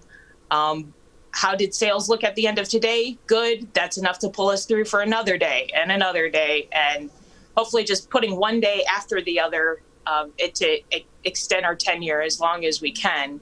But it is a real concern, especially going into winter. Who knows what winter has in store for the pandemic, for just how weather is affecting people. It's going to be a tough time, and people need books. So we certainly want to be here with our doors open so people can not only sate their reading needs, but also sate their sensory needs.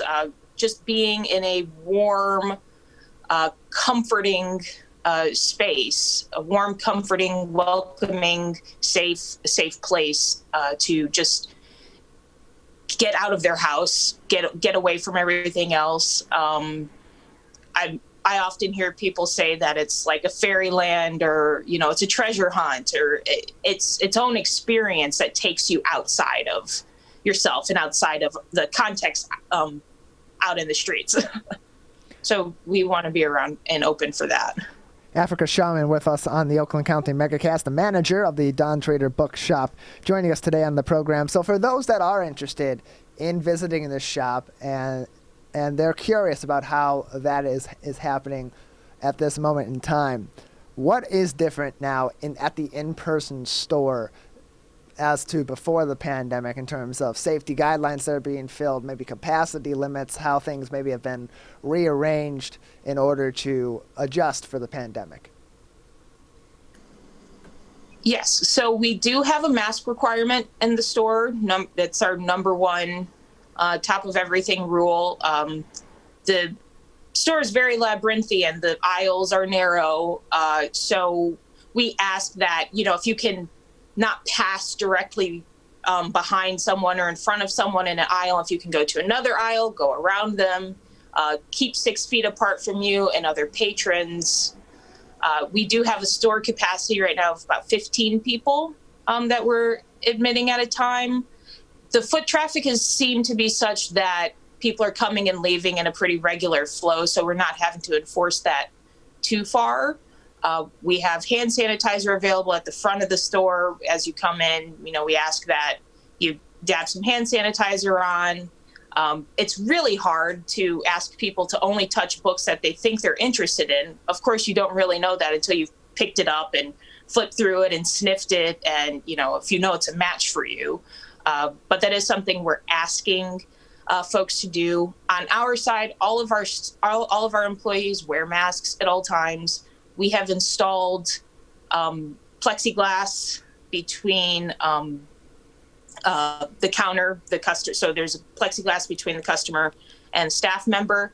That's my least favorite improvement because it's just weird interfacing through plexiglass, but that's the new normal and that's what we have to do. So we are definitely taking precautions, wiping things down, especially handles, frequently touched surfaces, things like that, trying to make it as safe as we can in the pandemic without taking away the spirit and experience of being in the store. So Africa, we know so many businesses have had to pivot, as we've been saying, during the pandemic. How have you changed? Are you offering online sales or curbside pickup or delivery, things of that nature? We are, although with a shorter staff right now, since we can't really afford the full gamut of folks we usually have in.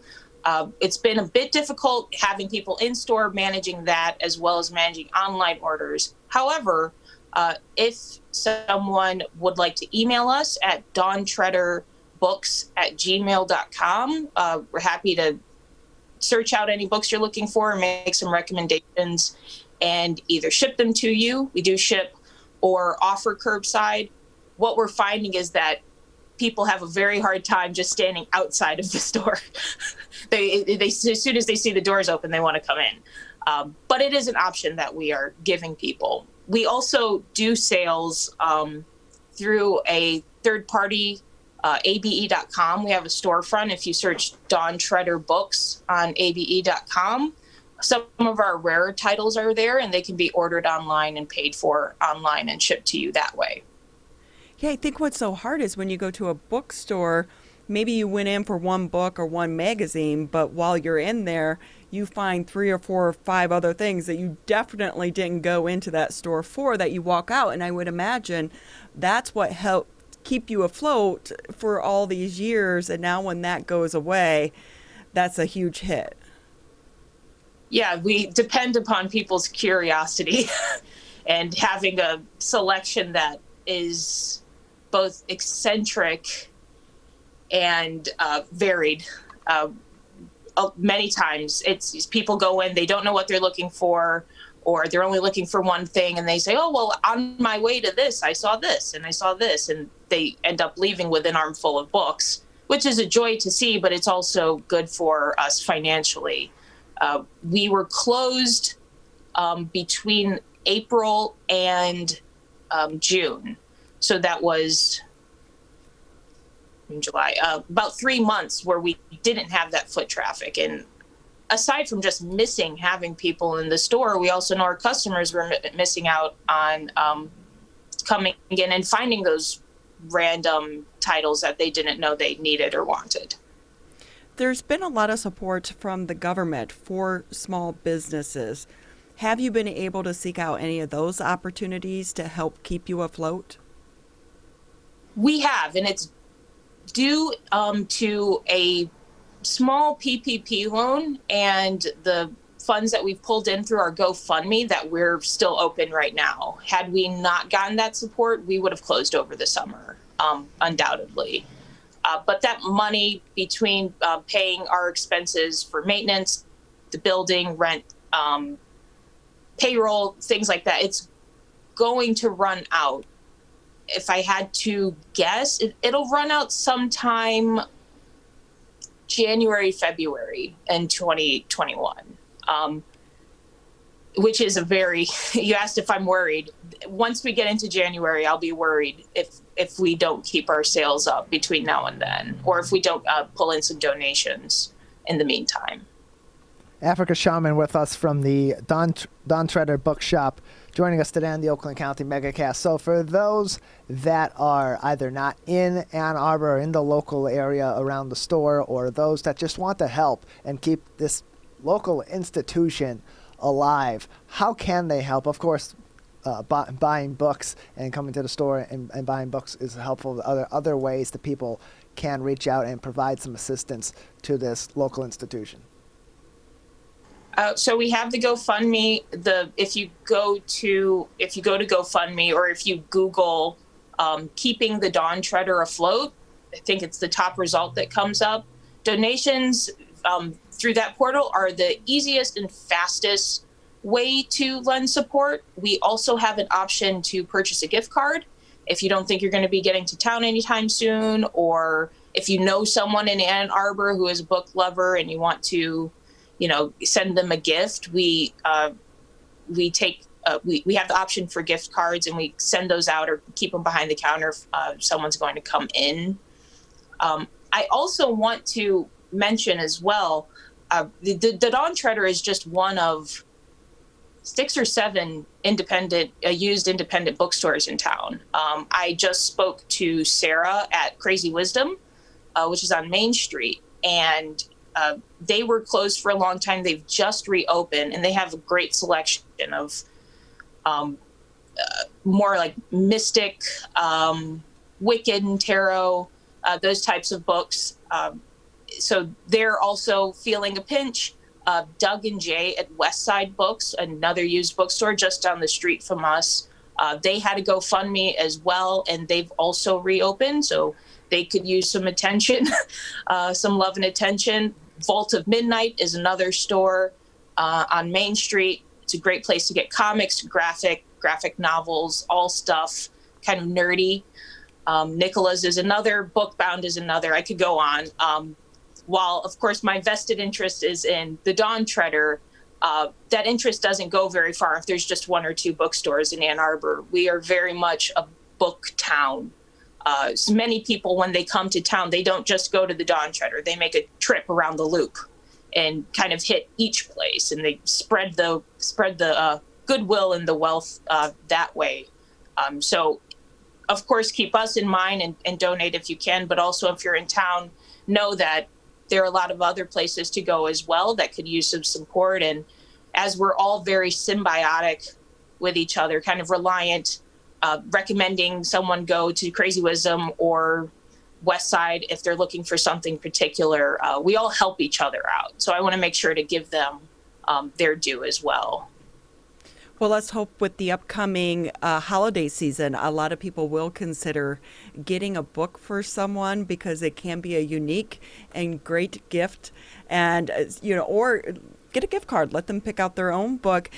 Before we let you go, I know that when the Big Ten football season starts back up, they're not going to allow fans in the stadiums, but do you think that maybe it's going to increase a little bit of the foot traffic down in the Ann Arbor area, and that could maybe give you a little bit of a boost? I sure hope so. It won't be anything compared to 110,000 people emptying a stadium on Saturday right. and making their way downtown. But I can, just the spirit of togetherness that the college football community brings. Hopefully people are, practicing safe distancing and stuff, but still gathering. And I hope that if they make their way downtown, they'll know to stop by the Dawn Treader as well as some of our friends and buy a book for themselves, someone else, buy a gift card. Even people who pop in and just say, I'm so glad you guys are still here. I'll come in next week, or just any vote of confidence and goodwill goes a long way. Well, we're hoping everything works out for you. Stores such as yours, they are truly the gems of our communities, and they make us special. We have so many box stores, and they seem to be doing okay during this pandemic, but it's shops such as yours that really make our communities unique. So good luck, and we hope that the funds are enough to keep you going. Buy a book for someone as a holiday gift. Buy a book for someone for their birthday, their anniversary. Make it special.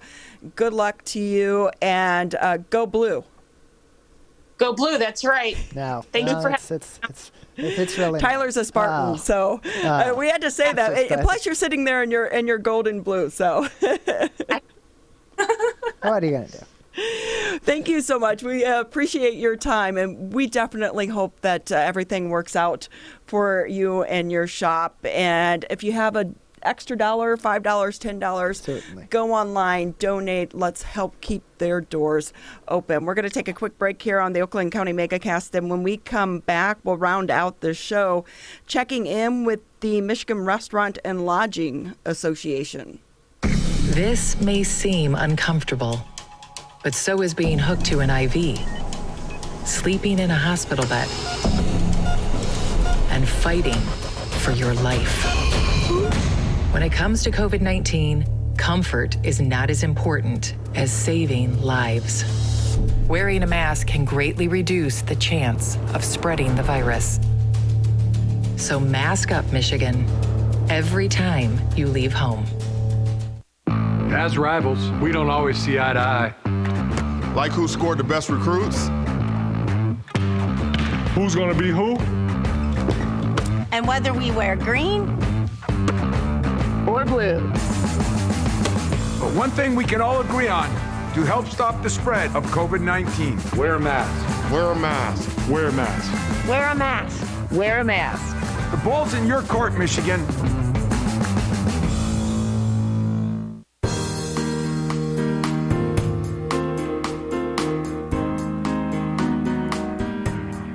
Thank you for tuning in to the Oakland County Megacast. I'm Ronnie Dahl alongside Tyler Keefe here in the studios of Civic Center TV.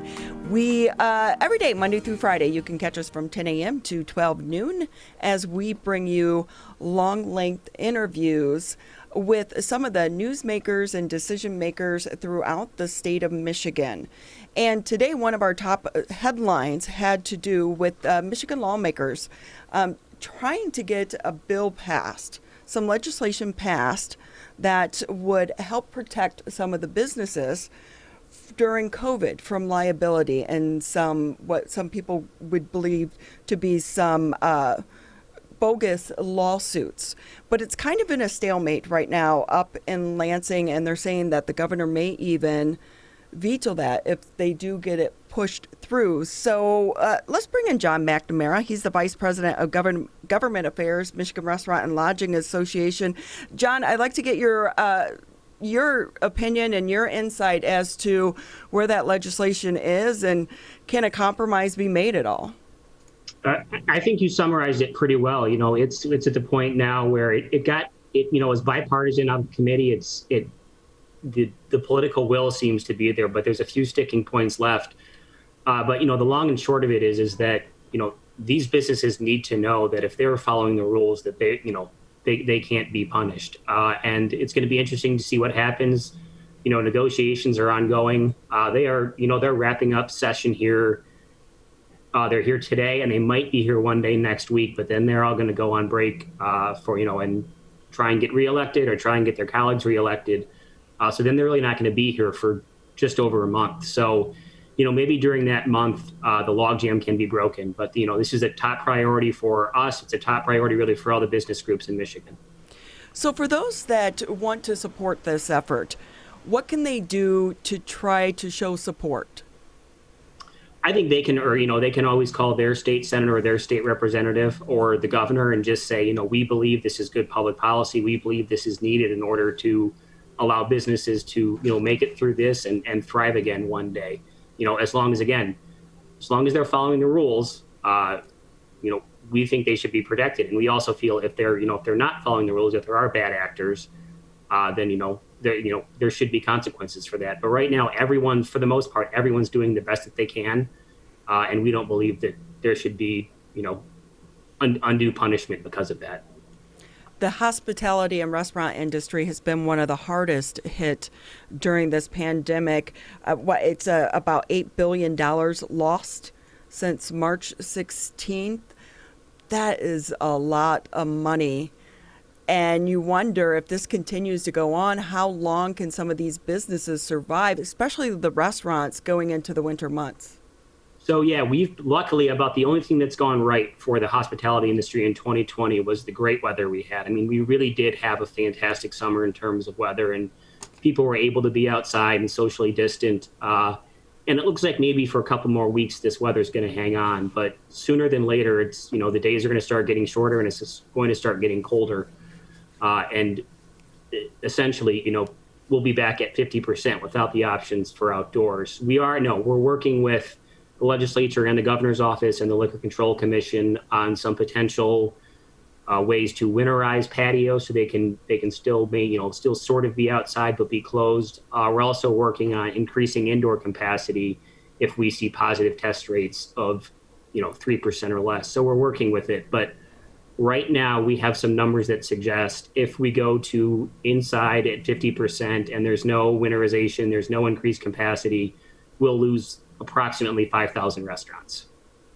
John McNamara with us. He is the Vice President of Government Affairs at the Michigan Restaurant and Lodging Association. So as these businesses are preparing for those cold months and trying to put some sort of plans in place to maybe present to their local municipalities about options that they could have, what are these restaurants considering to be able to counteract the cold and maybe create secondary environments that allow them to still have that increased capacity similar to what they have now with outdoor seating? Sure. So we're seeing a lot of people considering, getting a tent and putting in their parking lot if that's available. The problem with some of those is that a lot of these patios, move on to city streets, and that, you get, sort of have issues there.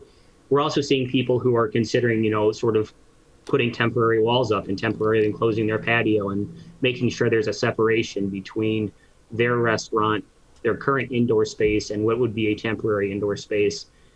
And then, some people who are potentially making that really tough decision that if they can't enclose for the winter, potentially shutting down for a few months and hoping they can make it through, maybe another round of paycheck protection comes through, or maybe some other federal assistance come through. But lots of uncertainty right now for our members and anyone in the hospitality industry.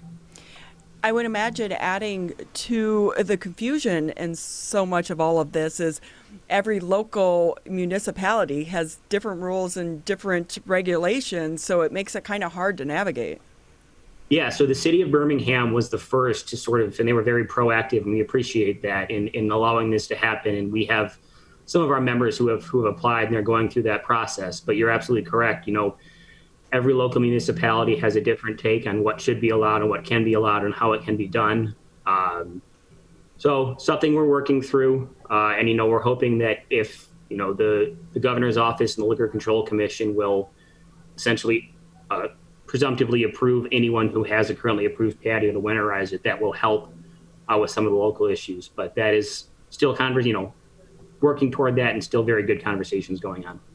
Well, things don't seem to be moving too quickly in Lansing or even in D.C. other than our budget. They did get the budget approved, which is kind of a miracle in itself without a lot of back and forth. So we're looking at the weather is going to start turning in the next couple weeks. And while fall time is a great time, if they don't make a decision on this before the winter season, could it be devastating for your industry? It absolutely could. And luckily, a lot of the things that, can help and would help, we do not need legislative approval for. They can be done either largely by executive order, and the MLCC can help as well. I mean, the legislature has been a ready and willing partner, and they will continue to be. But, some of these things can be done quickly, literally with the swipe of a pen. So while they'll be out working hard to get themselves reelected or their colleagues reelected on the campaign trail, there's still plenty of work that can be done when they're not here. And I agree, at the federal level, they keep going back and forth on another stimulus package. I'd be pretty surprised if it gets done before the election. They're going to do a continuing resolution and leave town as well. But do want to throw in there that $15 million did make it into the state budget for the Pure Michigan campaign, and $28 million made it in for the Going Pro campaign. So two things that are great for the hospitality industry and the state as a whole that were in that state budget that we expect Governor Whitmer to sign here in the next couple days. John McNamara with us on the Oakland County Megacast. He's the Vice President of Government Affairs for the Michigan Restaurant and Lodging Association. And John, you look at some of these businesses, I will say it's probably a good time to be one of the companies that does make those igloos or outdoor heaters. I would imagine that there's going to be a lot of companies and a lot of restaurants wanting to purchase those types of items. However, these businesses are already losing money. How much more can they continue to invest in things such as that without more help from the government? I mean, that's going to, a lot of that will depend on how long they've been around. We have members who already do that. A problem we're seeing more than that is the supply just isn't there. People were never expecting that they'd be putting up multiple igloos or buying multiple heaters or, trying to buy or rent tents. And, we're already seeing members who are reaching out to us saying, I've called everyone I know and everyone I've Googled, and they say that they don't have any. So it's going to be a supply problem as well. Even if they're allowed to do it, there'll be some who can't simply because the equipment or materials just aren't there. Can we shift a little bit to go to the issue of employees? Is it Absolutely. Getting any better now when the $600 of the federal stimulus went away? It seemed like some employees were willing to come back to work, but now there's the additional $300 from the feds as well. So what is the employee situation looking like on the forefront for so many of these industries? It's slightly better. It's still not great. We still have a lot of owner operators who are, cleaning the hotel rooms and who are running the dish tank and who are working the line simply because they're not seeing people come back to work.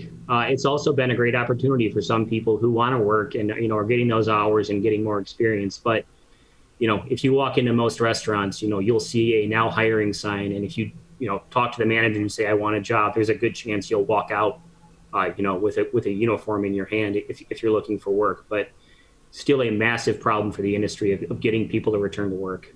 Because a lot of people are banking on a second stimulus. They're saying, if I can make it through and there's a second stimulus, I don't want to go to work. You're seeing a lot of people who are making more money on unemployment than they would be going to work. Yeah, because I would imagine if you do work in, let's say, a hotel or a restaurant, you do rely on those tips. And if you can only have a certain capacity, the tip money's not going to be there. So they don't want to necessarily go back to work just from that standpoint as well. Yeah, and we're seeing, still seeing people are still somewhat hesitant to walk into a restaurant. So even if, we see still some places that are at 20% capacity, even though they can be up to 50. There's just the clientele isn't there. Hopefully, maybe with football coming back, we'll see some more people who go out and get together to watch games and do it in a safe and responsible manner. But the comeback is far from over for this industry. I think some of the harder days are going to be ahead through this winter. So hopefully, as many as possible can get to spring. I always get confused too. We're seeing in the headlines where just recently there were 3 bars on the western part of the state that lost their liquor license for COVID-19 violations. They came out and said, hey, we're going to have an ambassador program where ambassadors are going to go in and check for these violations. But then you also have Lara, Myosha, your state or your local health department. Who is responsible? Or is it just a hodgepodge of all these different agencies doing these compliance checks? It largely comes down to local health, but it can also be, MLCC at any time can walk in and do a spot check. They have been. But for the most part, MLCC, if the violations have been minimal or, people have been doing their best, MLCC has been simply saying, hey, here's what you need to do to be in compliance. Here's what you need to do to be better. So for MLCC to pull a license right now, those violations were quite egregious. And my guess is they've probably been warned before and simply didn't listen. But, MLCC almost immediately when this happened has been a wonderful partner, has taken swift dynamic action, and has some of the actions they've taken have made the difference for some of these businesses to keep their doors open. John McNamara with us on the Oakland County Megacast. He is the Vice President of Government Affairs at the Michigan Restaurant and Lodging Association, joining us on the Megacast. So with all of this in mind, what is your organization telling these restaurants and these other businesses and suggesting to them in terms of what they can do to prepare for these checks, to work through issues that may arise or may be pointed out to them on these checks, to avoid those kinds of situations where their liquor licenses or their businesses could be in jeopardy because of violations? So, yeah, we have provided them, we did a reopening guide, and we have multiple things that are all on our website for anyone to go check out where, this is what you need to do to be in compliance. I probably get 5 or 6 phone calls a day from members saying, hey, this happened, or hey, I want to do this, can I?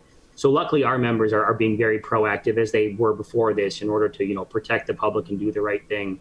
And then in terms of surviving it, we launched our Don't Leave Michigan's Hospitality Industry Out in the Cold campaign recently with sort of a list of asks and requests of the legislature and of the governor's office and the Liquor Control Commission of this is what we need to survive. And it's survive. It's not get rich. It's not make money. It's make it to April. It's make it to the spring when hopefully, again, we have a vaccine and people can be out, it's tenable to be outside for extended periods of time. So, John, we've heard a lot about efforts that are being done to prevent eviction from homeowners and renters. Is there any such talk or program to try to help business owners? Unfortunately, no. We have made that request, and we're not the only one. All the other business groups have as well.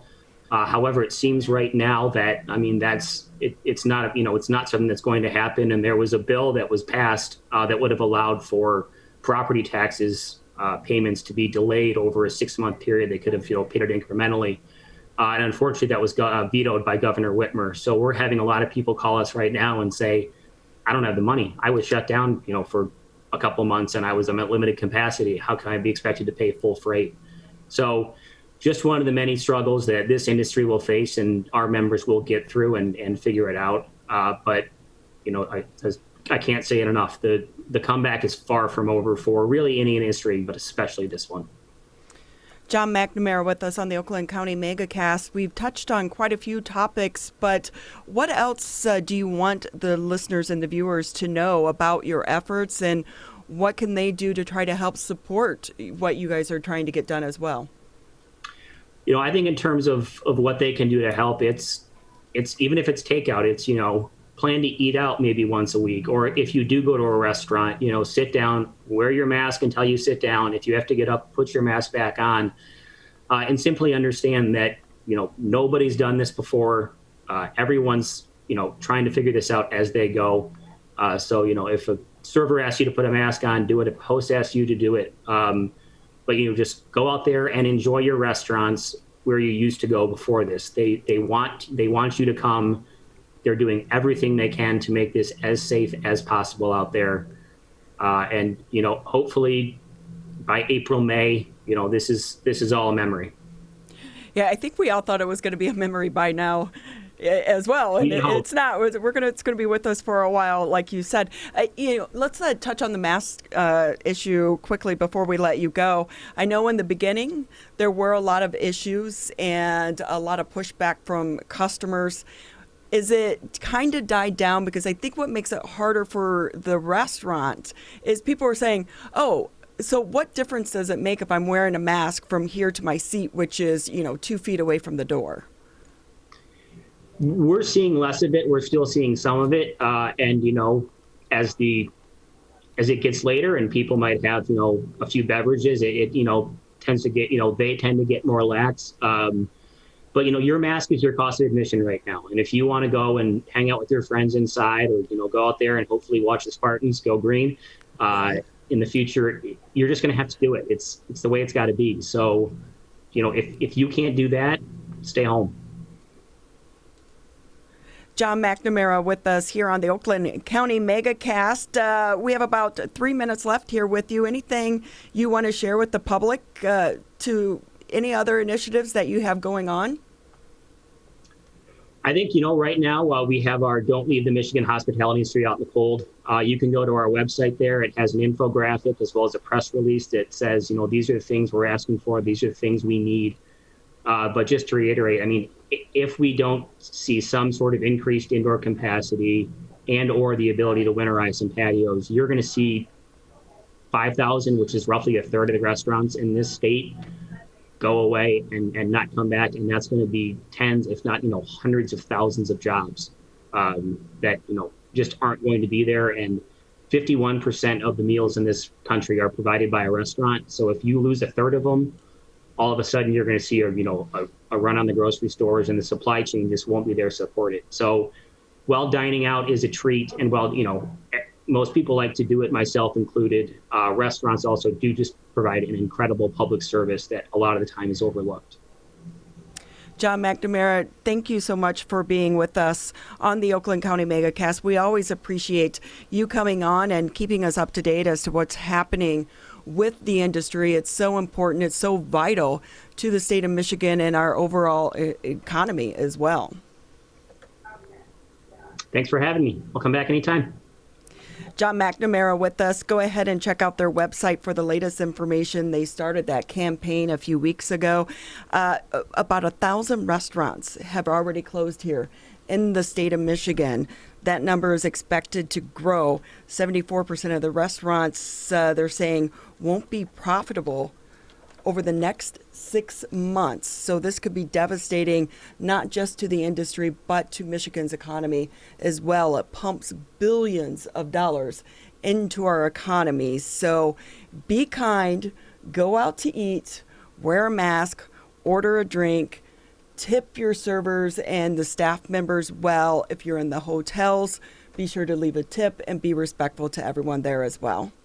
Yeah, absolutely. These people have been working tirelessly throughout the pandemic. They've been in close proximity to people. Their jobs have been on the line. They're under a lot of stress.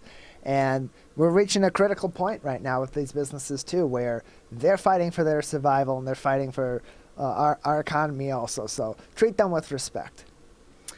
That's going to wrap it up for the Oakland County Megacast. As a reminder, you can catch us Monday through Friday, 10 a.m. to noon here on Civic Center TV, Channel 15 on Comcast and Channel 99 on AT&T. Also, 89.3 Lakes FM and 88.1 FM The Biff. I'm Ronnie Dahl alongside Tyler Keefe, and for the entire team here at Civic Center TV and the Oakland County Megacast, thank you and have a good day.